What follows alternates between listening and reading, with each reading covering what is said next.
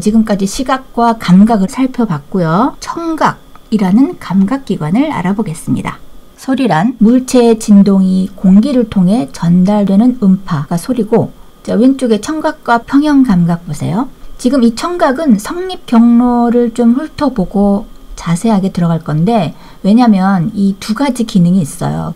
두 가지를 알고 시작하는 게 훨씬 좋아.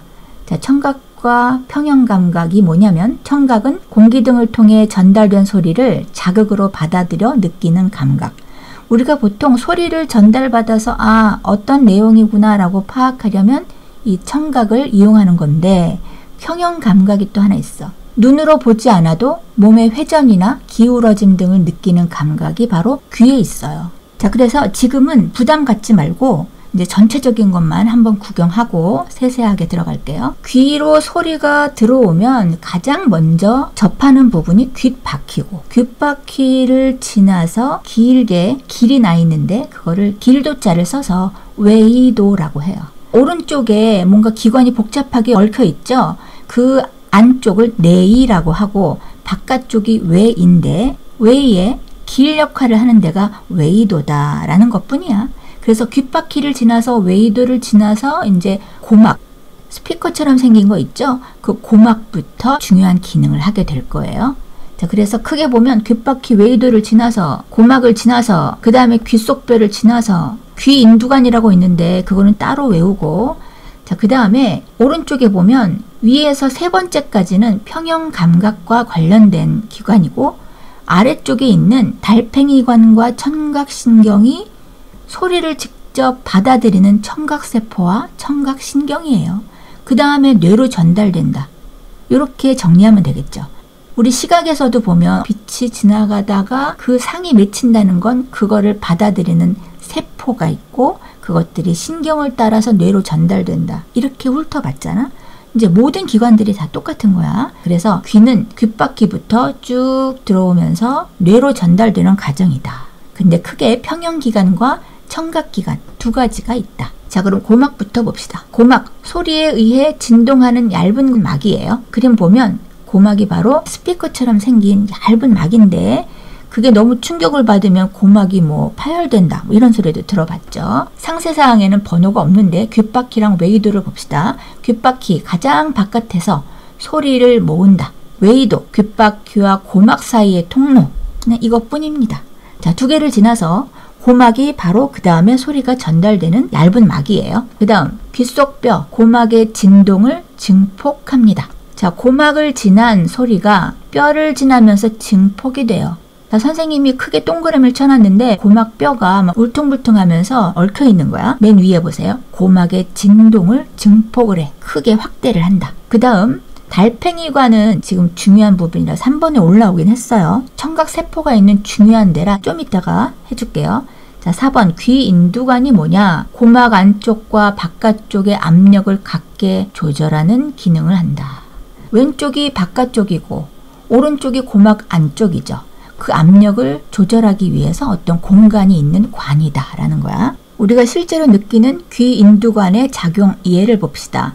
자동차를 타고 높이 올라가거나 고속 승강기를 타고 높이 올라가면 기압 차이 때문에 귀가 먹먹해진다. 비행기일 때 더 심하기 때문에 더 잘 느끼기도 해요. 이때 침을 삼키거나 입을 크게 벌리면 귀인두관의 작용으로 먹먹한 느낌이 사라진다. 그런 작용을 하는 게 귀인두관이다. 자, 우리 중간에 짚고 넘어가자면 고막을 기준으로 바깥쪽이 외이, 안쪽이 내이라 그랬어. 그래서 내이에 이제 큰 확대된 그림이 있는데 이 내이를 이제 분석할 거예요. 그리고 지금 귀인두관이 저렇게 길게 뻗어 있는 걸 확인했어요. 자, 그럼 이제 다시 돌아가서 오른쪽 부분을 더 살펴보는데, 달팽이관이 가장 중요한 청각세포가 분포되어 있는 기관이야. 여기서 소리가 들려오면 청각세포가 그거를 인지를 해서 신경을 타고 뇌로 전달해 줘야죠. 자, 그래서 달팽이처럼 생긴 바로 저게 달팽이관입니다. 그 다음 반고리관과 전정기관 두 개를 같이 볼게. 얘네가 평형감각을 담당하는 기관이야. 반고리관이 회전감각을 담당하고 전정기관이 몸에 기울어지는 걸 알아서 조절해주는 역할을 하는 거예요. 그림을 보면 반고리관은 자 위에 있는 부분이고 반고리관과 달팽이관 사이에 있는 부분이 전정기관이라서 두 개가 평형기관, 평형감각을 담당한다. 반고리관과 전정기관에서 연결된 신경다발이 보이죠? 읽어볼게요. 그 신경다발이 반고리관과 전정기관에서 받아들인 자극을 뇌로 전달하는데 얘가 결국 어디로 연결될까요? 달팽이관에서 연결되는 신경세포, 뇌로 연결되는 청각신경하고 합류가 되겠죠? 봅시다. 그래서 청각신경, 청각세포, 즉 달팽이관에 있는 청각세포에서 받아들인 자극을 뇌로 전달하는 저 노란 신경다발이 바로 청각신경이고 평형감각에서 연결된 평형감각신경과 같이 연결되어 있다. 자, 이렇게 하면 벌써 청각의 기능과 이름, 그림을 다 살펴봤어요. 그러면 청각 성립 경로도 벌써 다 한 거야. 자, 그래서 동영상으로 쭉 연결해서 보여주겠습니다.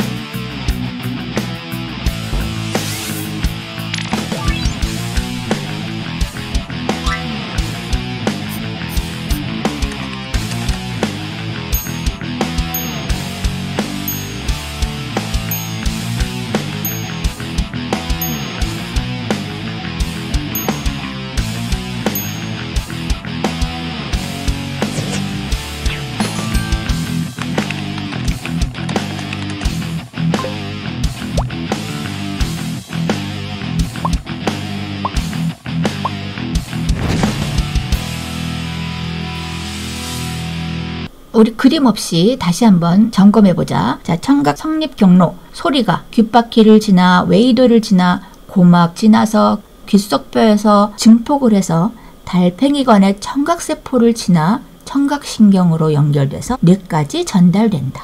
그때 평형감각을 전달하는 평형감각신경도 합류가 된다. 자, 그러면 3번 청각 성립 경로에 포함되지 않는 구조가 뭐냐? 반고리관, 전정기관, 평형감각을 담당하는 이 두 가지와 압력을 조절하는 귀인두관은 청각 성립 경로에 포함되지 않는다. 자, 우리 청각은 다 이렇게 끝내면 되겠어요?